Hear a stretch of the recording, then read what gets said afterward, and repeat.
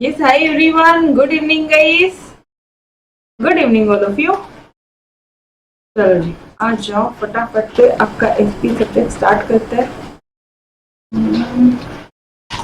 जहाँ पे today we will be discussing your retained earnings. अच्छा, कल का पॉइंट रिवाइज करवाने की जरूरत है क्या? कल के आंसर रिवाइज करवाने की जरूरत है? Types of preference share, cumulative, non cumulative, participating, surplus profits में बचा हुआ एक प्रेफरेंस को दिया, इक्विटी को दिया, बाद में जो बच गया उसमें भी हम लोग पार्टिसिपेट करेंगे प्रेफरेंस शेयर का। यस, और नॉन पार्टिसिपेटिंग पार्टिसिपेट नहीं करेंगे। Convertible, non convertible, redeemable and irredeemable. Done everybody, and today we will be starting with your retained earnings. Guys, ये रिटेन्ड अर्निंग्स क्या होती है और उसके डिटर्मिनेंट्स क्या होते हैं? yes. चलो शॉर्ट में रिवीजन दिया। Everyone is with me? Yes दिया?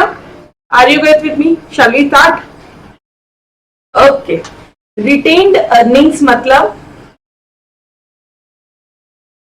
जो अर्निंग को रिटेंशन किया हुआ है, जो अर्निंग को रिटेन किया हुआ है। मैडम, ये बैलेंस शीट में कहां पर दिखता है? बैलेंस शीट में ये दिखेगा आपके शेयर कैपिटल के नीचे, reserve and surplus. This is your retained earnings. Done everybody, इसी ही आप लोग रिटेन्ड अर्निंग बोलते हो, क्योंकि ये अर्निंग को हमने रिटेन किया हुआ। मैडम, रिटेन मतलब अरे यार, अगर हम चाहते थे तो ये अर्निंग से डिविडेंड बांट दिया होता था, ये पैसा से डिविडेंड बांट दिए होते थे, लेकिन नहीं, ये अर्निंग से हमने रिटेंशन किया ताकि हम हमारे बिजनेस को और फ्लरिश करें, हम हमारे बिजनेस को और एक्सपैंड करें, इसलिए हमने ये पैसा हमारे पास रखा है, रिजर्व एंड सरप्लस रखा है। Done everybody? Okay,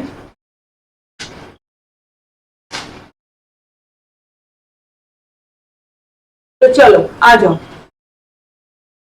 The process of accumulating corporate profits, corporate मतलब obviously कंपटीशन है, उनके प्रॉफिट्स को accumulate करना and utilisation in the business, अपने बिजनेस में यूटिलाइज करने के लिए। चाहते तो हम डिविडेंड बांटते थे, लेकिन हमने डिविडेंड नहीं बांटा और हमने ये पैसा अपने पास रखा है ताकि हम ये पैसे को अपने बिजनेस में यूज करने वाले हैं। And the utilisation in the business is called as retained earnings. और सिंपल वर्ड में और क्या बोल सकते हो? a part of net profit which is not distributed to the shareholders as dividend। ये ऐसा प्रॉफिट है, ये ऐसा प्रॉफिट है जो हमने शेयर होल्डर्स को डिविडेंड के तौर पे नहीं बांटा है। ये तो दोनों से रिटेन्ड अर्निंग। पहले में क्या बोल रहे हैं? ये ऐसा पैसा है जिसको हमने अक्यूमुलेट किया है, बाजू में रखा है और बिजनेस में यूज करने वाले हैं। दूसरी बार क्या बोल रहे हैं कि शेयर होल्डर को नहीं बांटा डिविडेंड के तौर पे, ये ऐसा पैसा, उसे रिटेन्ड अर्निंग बोल रहे हैं। मैं क्लियर एवरीवन?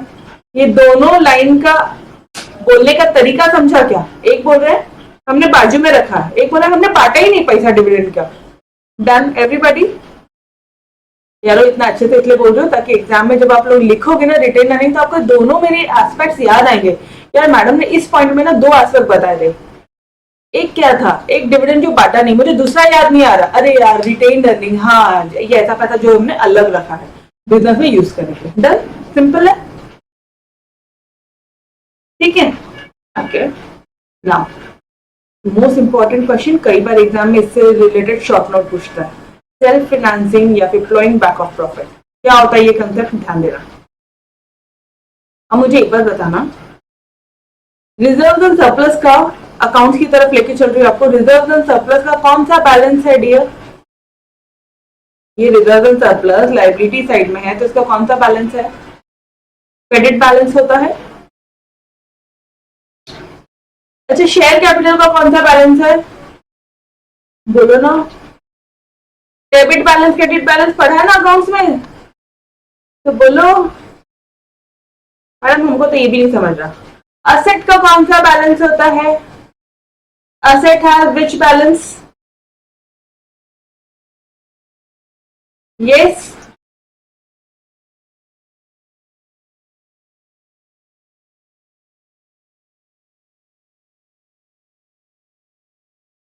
कीर्ति, रुचा, सानिया, सिद्धार्थ, अदिति, स्वप्निल, बोलो कौन सा?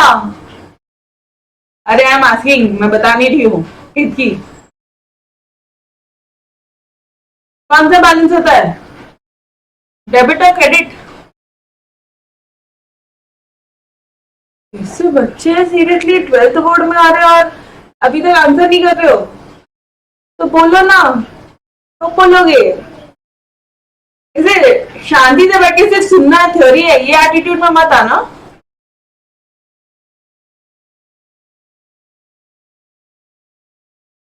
ओके, इसका मतलब क्या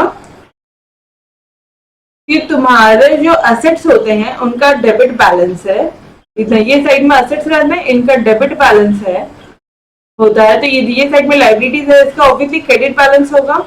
और ये जो तुम्हारा रिजर्व एंड सरप्लस है ना, ये यहाँ आता है, ये तुम्हारा शेयर कैपिटल ना, ये यहाँ आता है। यस और नो?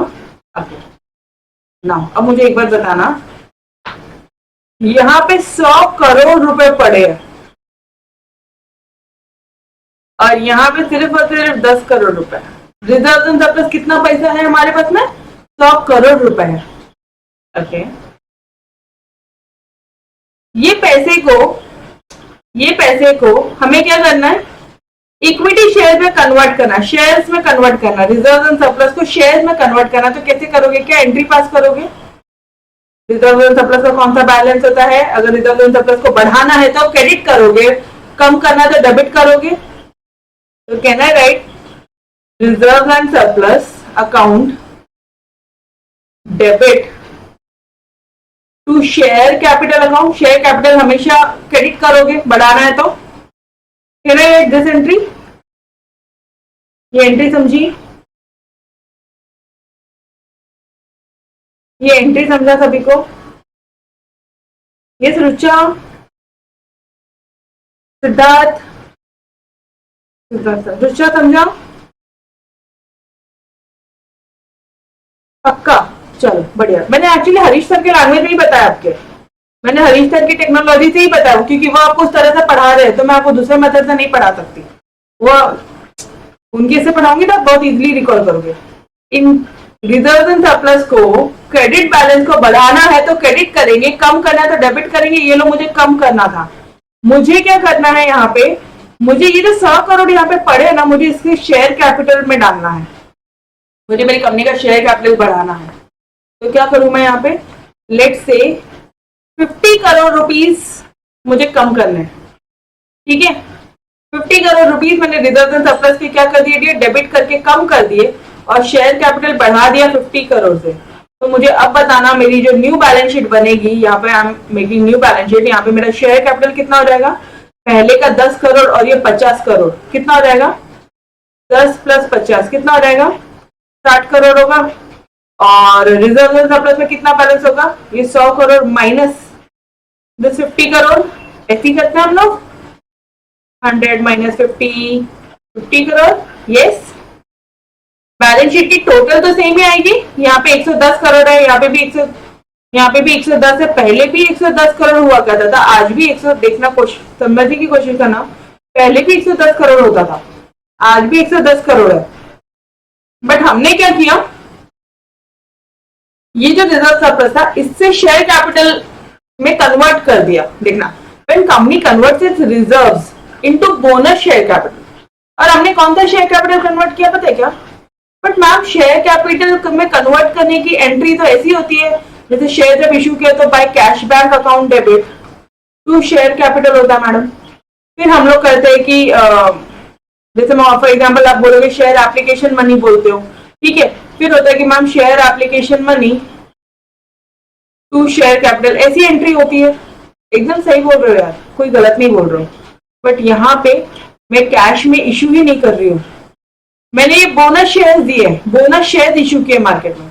जब मैं बोनस शेयर इशू करती हूँ ना, तो मैं मेरा ही पैसा शेयर कैपिटल में कन्वर्ट कर, बोनस शेयर इशू कर रहे हो। किसको इशू करते हो बोनस शेयर? अपने एग्जिस्टिंग शेयर होल्डर्स को फ्री ऑफ कॉस्ट इशू किया। Yes exactly. तो पैसा बैलेंस शीट में एडजस्टमेंट भी तो माननी पड़ेगी ना। तो इधर जो 100 करोड़ रुपए जो आइडल पड़ा था, इसका हमने शेयर कैपिटल में कन्वर्ट कर दिया और बोल दिया कि भाई ये जो 50 करोड़ का जो इशू किया हमने, ये बोनस शेयर है, ठीक है? तो ये एंट्री किसकी हो गई? बोनस शेयर इशू करने की एंट्री हुई कि reserve and surplus to share capital. To be more specific, you can write over here bonus issue, narration में लिख देना बोनस इशू। Done everybody. अभी समझो, कंपनी क्या कर रही है, कन्वर्ट कर रही है अपने रिजर्व्स को इनटू बोनस शेयर कैपिटल, और अपने प्रॉफिट को क्या कर रही है, कैपिटलाइज कर दिया उसने। ये जो प्रॉफिट फ्रीली अवेलेबल था, अब ये प्रॉफिट फ्रीली यूज करने के लिए अवेलेबल नहीं है, ये प्रॉफिट को उसने कैपिटलाइज कर दिया। वर्ड समझा, मीनिंग समझा? कैपिटलाइज करना अपने इस प्रॉफिट को, मतलब प्रॉफिट को कैपिटल में कन्वर्ट किया, दैट्स इट। वापस से बोलूं, प्रॉफिट को कैपिटल में, ये जो रिजर्व सर्प्लस था उसको कैपिटल में, शेयर कैपिटल में कन्वर्ट किया। डन? क्या ये लाइन समझ में आई आप सभी को? बोलो। This capitalisation of profit is by issue of bonus share which is known as flowing back of profit. हमने वापस से अपने प्रॉफिट को फ्लो बैक कर दिया और सेल्फ फाइनेंसिंग किया, अपने आप को खुद ही अपने आप को पैसा दिया। ठीक है मैम, लेकिन वो लोग ऐसा भी तो कर सकते थे ना कि जैसे मान लो इनके पास में 100 करोड़ रुपए है, तो हो सकता था ना मैम ये लोग इन्वेस्टमेंट कर ले किसी कंपनी में, इन्वेस्टमेंट कर ले इन बी कंपनी। अब समझो वापस से, ये डाउट एकदम रीजनेबल है आपका। मैं बी कंपनी में क्यों पैसा लगाऊं, मुझे मेरी ही कंपनी के शेयर कैपिटल में पैसा लगाना है, फ्लोइंग बैक ऑफ प्रॉफिट। मुझे मेरी ही कंपनी के शेयर कैपिटल में पैसा लगाना है boss. Self financing, flowing back of profit. Done everybody. ये वर्ड आते ही दिमाग में बत्ती जलनी चाहिए कि यहाँ पे बोनस शेयर इश्यू किया है, रिटेन अर्निंग वाला टॉपिक है ये। यस, ठीक है। तो अब बस रामायण लिखनी है यहाँ पे, और क्या कि bonus share are issued free of cost to the existing share holders out of the retain earning. अच्छा, management can convert retain earning into permanent share capital. ये यहाँ पे मैनेजमेंट ने क्या किया, परमानेंट शेयर कैपिटल में कन्वर्ट कर लिया। ये परमानेंट हो गया यहाँ पे, देखो यहाँ पे 60 करोड़ रुपए परमानेंट हो गया अभी by issuing bonus share. It is the important source of raising long term capital. सबसे इंपॉर्टेंट सोच है कि खुद का पैसा ही ऊपर लगा दो। It is the simple and cheapest method of raising finance. सिर्फ एक एंट्री मारी, कोई खर्चा नहीं करना है, कोई न्यूज़पेपर में एडवर्टीजमेंट नहीं करनी है, कोई आरओसी को कंप्लायंसेस नहीं करना है, कोई भी परमिशन नहीं मांगनी है, कुछ नहीं करना है, कोई कंपनी सेक्रेटरी को या कोई भी रजिस्ट्रार टू इशू कुछ भी अपॉइंट नहीं करना। अभी आपको नहीं समझ में आएगा ये सब, बट जब कंपनी इशू करती है ना शेयर कैपिटल, तो एक लंबा प्रोसीजर होता है उसके पीछे, बहुत बड़ा प्रोसीजर होता है। ठीक है, जब आप सीएस वगैरह ऐसे सिलेबस में इसमें जाओगे, कोर्सेज में जाओगे, तो आपको समझ में आएगा। ओ तेरी, मतलब इतना बड़ा 1 पेज का चार्ट ही है कि 5 दिन में ये करने का, 10 दिन में ये करने का, 15 दिन में ये करने का, 21 दिन में ये करने का, फिर इधर का ये अकाउंट में इतना पैसा डालने का 90%, ये अकाउंट में इतना पैसा डालने का 10% इधर, मतलब लंबा अच्छा लंबा चौड़ा प्रोसीजर है। तो ये प्रोसीजर तो बहुत ही सिंपल है, सिंपल और सबसे सस्ता चीपेस्ट मेथड है रेजिंग फाइनेंस का। It is used by the establish company. कौन सी कंपनी ये मेथड यूज करती है? एस्टैब्लिश कंपनी, जैसे Reliance, Tata. It is an internal source of financing. अब एग्जाम में 2-3 जगह से क्वेश्चन आ सकते हैं, flowing back of profit, self financing, internal source of financing. ठीक है, यस, या फिर बेसिक रिटेन अर्निंग के नाम से आएगा। ऊपर में रिटेन अर्निंग के ऑब्लिक में ना आप लिख कर रखो, यहीं पे ऑब्लिक में लिख के रखो dear, flowing back of profit, self financing, internal source of finance, ये लिख के रखो यहीं पे। ठीक है, done. Is this paragraph clear? Line by line, word by word clear? Yes, चलो बढ़े आगे। Now what are the determinants of retain earning? Madam मतलब डिटर्मिनेंट्स मतलब पहले पॉइंट समझोगे ना, ये पॉइंट हेडिंग समझ में आएगा तो अंदर का कंटेंट अपने आप समझना। ऐसे कौन से फैक्टर्स हैं जो डिटरमाइन करते हैं रिटेन्ड अर्निंग्स को? मतलब ऐसे कौन से पॉइंट्स है जिससे रिटेन्ड अर्निंग, कौन से फैक्टर्स है जिससे रिटेन्ड अर्निंग का बढ़ना या कम होना होता है? अब थोड़ा ध्यान देना, शॉर्ट में बता रही हूँ। अगर कंपनी की अर्निंग बढ़ेगी, कंपनी का अर्निंग बढ़ेगा, तो obviously guys retained earning, reserve and surplus भी बढ़ेगा, या मैं RE लिखूं आपके लिए? रिटेन्ड अर्निंग बढ़ेगा। अगर कंपनी को टैक्सेशन कम देना पड़े तो कंपनी का रिटेन अर्निंग बढ़ेगा। अरे यार, गवर्नमेंट को पैसा कम देना पड़े तो अपने पास पैसा ज्यादा रहेगा ना, वरना गवर्नमेंट को पैसा किससे से दोगे? इसी में से ही दोगे। ये second point clear? Second point clear guys? Government को पैसा कम देना पड़े, टैक्सेशन कम देना पड़े, तो ऑब्वियसली रिटेन अर्निंग बढ़ेगा। यस, डिविडेंड, लोगों को डिविडेंड कम देना पड़े तो रिटेन अर्निंग बढ़ेगा। और अगर गवर्नमेंट ने हमारे गवर्नमेंट की जो पॉलिसीज वगैरह है, ठीक है, वो अगर अच्छी पॉलिसीज है, ठीक है, वो क्या बोलूं मैं यहाँ पे,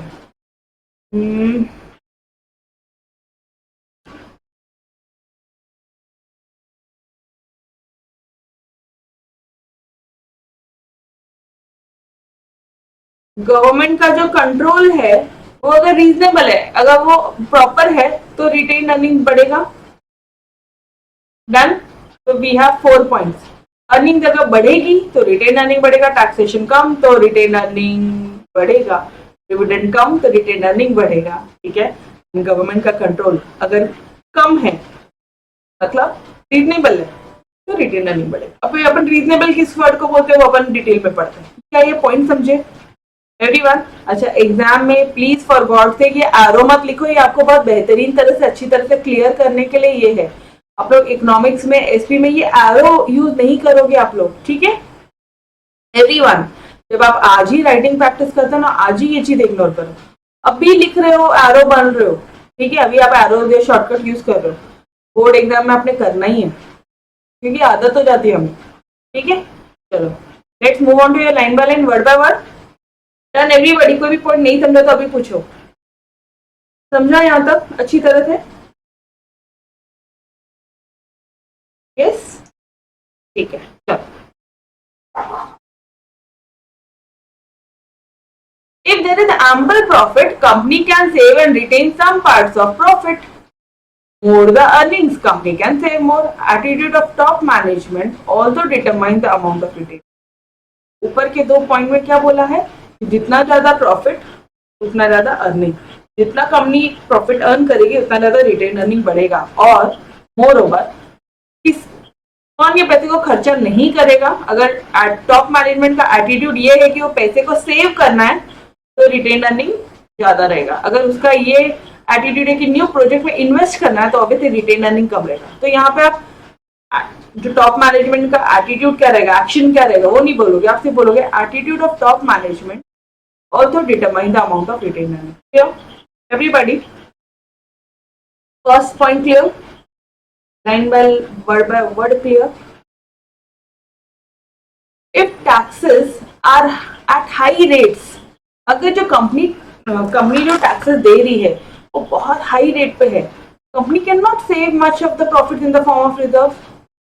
क्यों भाई? क्यों? क्योंकि लेट से यहाँ पे मैं तुम्हारा रिजर्व एंड सरप्लस बनाती हूँ, कितना करोड़ था अपना? 100 करोड़ था। अगर कंपनी को टैक्सेस पे करना पड़ जाए, लेट से 40 करोड़ का टैक्स पे करना पड़ेगा, ठीक है, तो ये 60 करोड़ ही बचेगा। यहाँ पे कंपनी ज्यादा सेव ही नहीं कर पाएगी, can not save much of the profit in the form of reserve. Done. Dividend में क्या बोलोगे? It is the policy of the board in regard to distribution of profit. Dividend कितना बांटना है ये बोर्ड ऑफ डायरेक्टर्स की responsibility होती है। बोर्ड ऑफ डायरेक्टर, ये बीओडी मतलब क्या है? Board of directors. मैडम हम एग्जाम में शॉर्टकट यूज नहीं कर सकते हो, ठीक है, बिल्कुल यूज नहीं करना। ये बोर्ड की पॉलिसी होती है कि वो कितना डिस्ट्रीब्यूट करेगी। अगर कंपनी ने कंजर्वेटिव डिविडेंड पॉलिसी अपनाई है तो उससे गुड अक्यूमुलेशन होगा प्रॉफिट का। बट अगर कंपनी ने डिविडेंड नहीं बांटने की ठानी, तो भाई प्रॉफिट तो तुम्हारा रिजर्व एंड सरप्लस, तुम्हारा रिटेन अर्निंग तो बढ़ेगा, नो डाउट, बट ऐसी पॉलिसी शेयर होल्डर को अफेक्ट कर सकती है, तुम्हारा मार्केट का वैल्यू गिरा सकती है शेयर्स का, क्योंकि तुम शेयर होल्डर्स को डिविडेंड बहुत ही कम रेट पे दे रहे हो। ऐसा नो? मुझे एक बात बताओ, अगर आपको किसी कंपनी में इन्वेस्ट करके बहुत ज्यादा प्रॉफिट होता है, तो ऑब्वियसली आप आपके रिलेटिव्स के साथ में भी शेयर करते हो कि यार ये कंपनी बेस्ट है, बहुत अच्छा प्रॉफिट हो रहा है। वो रिलेटिव ने इन्वेस्ट किया, वो और 10 लोगों को बोलेगा, माउथ पब्लिसिटी। वो भी छोड़ो, शेयर मार्केट में डिविडेंड अगर ज्यादा मिलेगा तो ऑब्वियसली उसके शेयर्स के जो भाव है बहुत ज्यादा रहेंगे। प्राइसेस ज्यादा रहेंगे, क्योंकि वो शेयर्स की डिमांड बहुत ज्यादा रहेगी। बेसिक कंसेप्ट अपना, ठीक है, इनकम ज्यादा तो शेयर्स की डिमांड ज्यादा, प्राइसेस ज्यादा रहेगा, मार्केट वैल्यू ज्यादा रहेगा। लेकिन अगर तुम ये बोल रहे हो कि डिविडेंड हम कम बांटेंगे, हम कंजर्वेटिव पॉलिसी, कंजर्व खींचा तानी कर करके देंगे डिविडेंड, ठीक है, सोच समझ के देंगे, अगर आपकी ऐसी पॉलिसी है बॉस, तो रिटेन अर्निंग तो ज्यादा होगा नो डाउट, लेकिन तुम्हारी कंपनी का मार्केट वैल्यू कम रहेगा, क्योंकि ये पॉलिसी अफेक्ट करती है शेयर होल्डर्स को, क्योंकि उनको डिविडेंड बहुत ही कम रेट में मिल रहा है। डन। थर्ड पॉइंट क्लियर है डियर? थर्ड पॉइंट अच्छे से समझो। नाउ फोर्थ पॉइंट, गवर्नमेंट का कंट्रोल। गवर्नमेंट, अब गवर्नमेंट क्या एक रेगुलेटरी बॉडी है of economic system of the country, पूरे इकोनॉमी के सिस्टम को रेगुलेट करती है। इट्स पॉलिसीज, इसके रूल्स, इनके regulation ensure that companies work as per its regulation. Obviously मुझे एक बात बताना, कंपनीज एक्ट किसने बनाया? ये जितने भी कानून है कौन बनाता है तुम्हारे इंडिया लेवल के लिए? तो वो गवर्नमेंट बनाती है, ठीक है। ऑब्वियसली उन्होंने बहुत सारी बॉडीज एस्टैब्लिश कर दी है। वो वो बॉडीज जो है, वो जो स्पेसिफिक बॉडीज है, जैसे आईसीएआई इंस्टीट्यूट है, वो आपके अकाउंटिंग स्टैंडर्ड्स बनाता है। जो आईसीएसआई इंस्टीट्यूट है वो आपके सेक्रेटरी स्टैंडर्ड्स बनाती है कि किस तरह से सेक्रेटरी किस स्टैंडर्ड्स के तौर पे उसने काम करना चाहिए, ठीक है, किस तरह से कोई चार्टेड अकाउंटेंट कौन कौन से स्टैंडर्ड्स को कंप्लाई करना चाहिए कंपनी में जब वो जा रहा है, तो उसे ये सारे देखने चाहिए कि क्या वो कंपनी ने सारे स्टैंडर्ड्स फॉलो किए हैं क्या। तो मुझे बताना ये सारी चीजें किसने बनाई है? इन शॉर्ट गवर्नमेंट ने बनाई है, मोटे मोटे पे बोल दे अपन। तो उनकी जो पॉलिसीज है, उनके जो रूल्स रेगुलेशन है, वो ये इंश्योर करते हैं कि कंपनी ने काम करना चाहिए एज पर इट्स रेगुलेशन। भाई यार, कंपनी तुम्हारे गवर्नमेंट के रूल्स एंड रेगुलेशन के हिसाब से ही काम करती है, ठीक है। तो company has to formulate its dividend policy with rules and regulation framed by the government. Company अगर गवर्नमेंट की रूल्स एंड रेगुलेशन के हिसाब से काम करती है, तो कंपनी डिविडेंड भी उसी के अनुसार ही, उनके रूल्स एंड रेगुलेशन के अनुसार ही देगी। तो ये भी एक बहुत बड़ा डिटर्मिनेंट फैक्टर है, बहुत बड़ा फैक्टर है जो डिटरमाइन करता है रिटेन अर्निंग कितना होगा। यस एवरीबॉडी, गवर्नमेंट के रूल्स एंड रेगुलेशन फॉलो करना है। तो यार अगर मान लो गवर्नमेंट ने कंट्रोल इंक्रीज कर दिया, रिटेन अर्निंग कम, कंट्रोल लीनियंट है, रिटेन अर्निंग ज्यादा, ठीक है। पॉइंट समझो आपको? Yes everybody. चलो तो क्या क्या पॉइंट्स पढ़े, फटाफट से रिकॉल करते हैं अपन। ये क्या होता है? ये दो पॉइंट का आंसर है, शुरू में दो सिंपल वर्ड है। एक है डिविडेंड नहीं बांटा, ठीक है, हमने नेट प्रॉफिट का कुछ हिस्सा हमने डिविडेंड नहीं बांटा, which is not distributed to shareholder as dividend and is retain in the company, is known as retain earnings. और क्या बोल सकते हो आप? It is the process of accumulating corporate profits and utilisation in the business, ठीक है। ये दो पॉइंट तो इजी वाले ना। उसके बाद क्या बोलोगे? रिटेन अर्निंग क्या है? जब कंपनी अपने रिजर्व्स को शेयर कैपिटल में कन्वर्ट कर देती है, ठीक है, या फिर this capitalisation of profit is done by the issue of bonus shares, ठीक है, bonus shares to the share holder at free of cost. लिख दो अपने मन से, this process is known as flowing back of profit और self financing, because bonus shares are issued free of cost to the existing share holder out of the retain earning. Free of cost हम लोग यहाँ पे issue करते हैं, और management क्या करता है? ये रिटेन अर्निंग को परमानेंट शेयर कैपिटल में, यहाँ पे इस मेथड से मैनेजमेंट परमानेंट जो रिटेन अर्निंग है, रिजर्व एंड सरप्लस को परमानेंट शेयर कैपिटल में उसने कन्वर्ट कर लिया। फिर क्या बोलोगे? ये बहुत इंपॉर्टेंट सोर्स है फाइनेंसिंग का, लंबे समय के लिए यही काम आता है, इसको इंटरनल सोर्स ऑफ फाइनेंसिंग भी बोलते हैं, ये एस्टैब्लिश कंपनी यूज करती है। फिर क्या क्या डिटर्मिनेंट्स है? एक तो टोटल अर्निंग्स, जितनी अर्निंग ज्यादा, फील करो पॉइंट को, जितनी अर्निंग ज्यादा उतनी रिटेन अर्निंग ज्यादा, जितना टैक्सेस कम, टैक्सेशन का जो पॉलिसी है उतना रिटेन अर्निंग ज्यादा, डिविडेंड की policy, taxation policy and government control. तो these are the four determinants जो डिटरमाइन करते हैं रिटेन अर्निंग कैसी होगी आपके बिजनेस में। Done everybody? क्लियर? यस। चलो एक छोटा सा पॉइंट और बचा है, बस इतना सा एक पैराग्राफ और कर लेते हैं, उसके बाद डिवेंचर्स है तो कल अपन फुल ऑन डिवेंचर्स में रहेंगे, ठीक है। हाँ यार, ये बोरोड कैपिटल क्या होता है? What do you mean by this term borrowed capital? Borrowed capital, उधारी का पैसा। हाँ, लेकिन अगर मान लो शॉर्ट नोट आया तो क्या लिखोगे? लंबा लंबा करके आपको अपनी फीलिंग बतानी है कि जब भी कभी, अब ध्यान से सुनना, स्टोरी है, कुछ नहीं है, जब भी कभी खुद का पैसा सफिशिएंट नहीं है बिजनेस चलाने के लिए, तो कंपनी पैसा उधारी लेती है कुछ स्पेसिफाइड पीरियड के लिए, कुछ specified fix rate of interest पे। जब भी कंपनी के पास में क्या बोलोगे, खुद का पैसा सफिशिएंट नहीं, तभी तो बिजनेस कंपनी बोरो करेगी specified period at a specified time, ठीक है, एट अ स्पेसिफाइड इंटरेस्ट। अच्छा, कंपनी ये जो बोरो कर रही है, ये कौन बोरो करता है? शेयर होल्डर या बोर्ड ऑफ डायरेक्टर्स? कंपनी को मैनेज कौन कर रहा है? Board of directors. तो कौन करेगा? शेयर होल्डर्स को नहीं पता कंपनी के पास में कितना पैसा है, वो क्या कर रही है एग्जैक्टली, तो पता है सारी अंदर की बातें बोर्ड ऑफ डायरेक्टर्स को पता है। तो बोर्ड ऑफ डायरेक्टर्स के पास में ये पावर है to borrow money on behalf of the company. Done, ठीक है। ये जो बोरो कर रहे हो, ये शॉर्ट पीरियड, मीडियम पीरियड या फिर लंबे समय के लिए भी हो सकता है।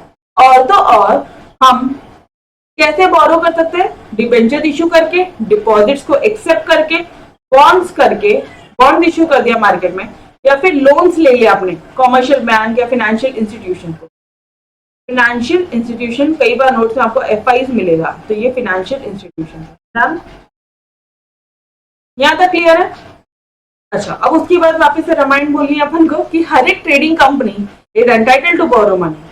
It is a normal practice to have an express provision in MOA that company को ये पावर है कि वो बोरो कर सकते। इंपॉर्टेंट पॉइंट है भाई, एक तो ये था कि बोर्ड ऑफ डायरेक्टर्स करते हैं, और दूसरा इंपॉर्टेंट है कि एमओए में प्रोविजन होना चाहिए कि तुम्हारी कंपनी को ये हक है पैसा बोरो करने का। यस, तभी कर पाओगे। एमओए ऑथराइजेज, एमओए जो होती है कंपनी की, वो ऑथराइज करता है कि it authorises company to exercise borrowing powers, whereas AOA provides as to how and by whom this power shall be exercised। MOA क्या बोलता है? ये लाइन इंपॉर्टेंट मार्क करना। एमओए क्या बोलता है डियो? एमओए ऑथराइज करते कि तुम उधारी ले सकते हो। एमओए ऑथराइज किया कि तुम उधारी ले सकते हो। एओए बोलता है कि किससे और कितना ले सकते हो, how and by whom। Done. Now again most important line, a private company may exercise its borrowing power immediately after incorporation।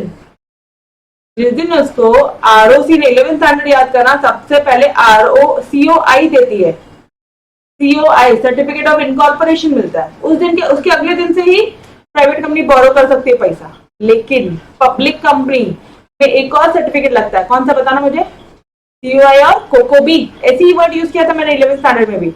Certificate of commencement of business, certificate of commencement of business, COCOB, कोकोबी, ठीक है।